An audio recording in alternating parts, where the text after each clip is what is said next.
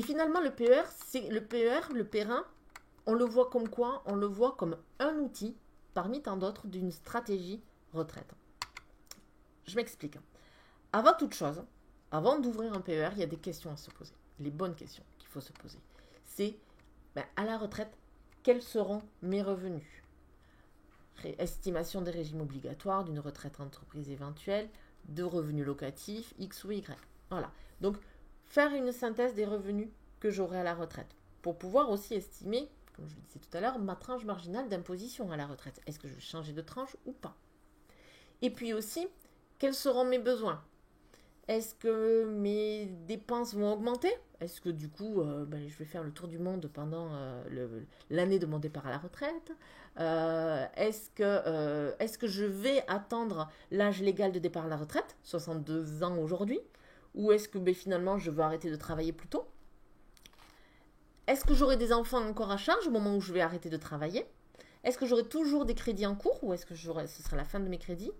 Est-ce que si je suis mariée ou paxée, etc., ou en concubinage, est-ce que mon partenaire, mon conjoint aura besoin de revenus complémentaires?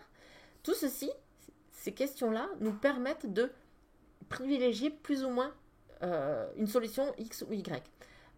Par exemple, si je souhaite arrêter de travailler avant, clairement, le PER ne répondra pas à mon besoin de revenus à ce moment-là, puisque le PER ne pourra être liquidé qu'au moment de l'âge légal à la retraite, donc 62 ans. Si j'ai des enfants encore à charge, peut-être que j'aurai en effet des dépenses élevées au début et puis qui vont baisser après. Tout cela pour dire que concrètement, en fonction de chacun, en fonction du projet retraite de chacun, eh bien, il va falloir créer une véritable stratégie. Et quels sont nos outils pour créer cette stratégie-là? On en a plein, des outils. Retraite, estampillé retraite.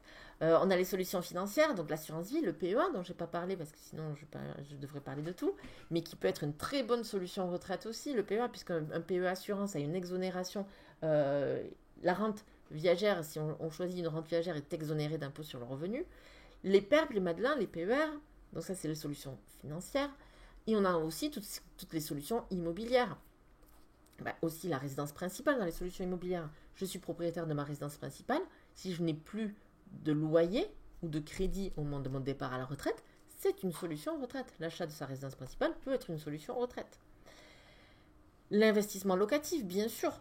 La location, qu'elle soit nue, en défiscalisation ou classique, qu'elle soit meublée en direct ou gérée, les SCPI, on a toutes sortes de solutions qui permettent donc de créer cette stratégie retraite qui sera vraiment une stratégie sur mesure. Autre point à prendre en compte, l'évolution des besoins. C'est-à-dire que concrètement, on voit qu'il y a finalement trois phases au moment de la retraite. La première, où concrètement les jeunes retraités hyperactifs, comme je les appelle, où ils n'ont jamais une minute à eux, puisqu'ils sont toujours par mon Z par veau, ils ont de multiples loisirs, eh bien ces gens-là vont plus consommer au début de leur retraite, parce que voyage, parce que des loisirs et des besoins importants. Et puis une deuxième phase où finalement, cette phase-là où peut-être quelques soucis de santé, peut-être moins facile de voyager, de profiter, donc moins de consommation. Et la troisième phase qui est liée à la dépendance, qui voit donc du coup les dépenses augmenter de façon exponentielle. Voilà. Donc concrètement, on a ces trois phases-là. Et si on choisit en fait juste une rente, finalement une rente viagère, c'est le même montant que vous allez percevoir du début à la fin.